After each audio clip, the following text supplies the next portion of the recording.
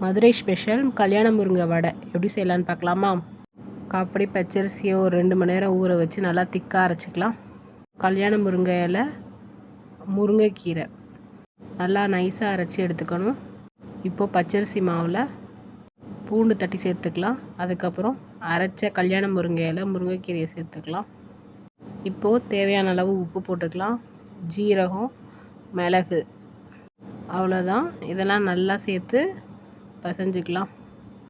நீக்கம் இருந்துச்சுன்னா அரிசி மாவு சேர்த்து பிசைஞ்சிக்கோங்க. இப்போ வாழை இலையில் மெல்லிசாக தட்டி எண்ணெயில் போட்டுக்கலாம். இங்கே பாருங்கள், பூரி மாதிரி எப்படி புஃப்னு உப்பி வருதுன்னு. அவ்வளோதான், மதுரை ஸ்பெஷல் கல்யாண முருங்கை வடை ரெடி. இதுக்கு கொடுக்குற பொடி தான் ரொம்ப ஃபேமஸ். அதை நான் இன்னொரு வீடியோவில் போடுறேன். சுட சுட சாப்பிட்றப்ப செம்ம டேஸ்ட்டு.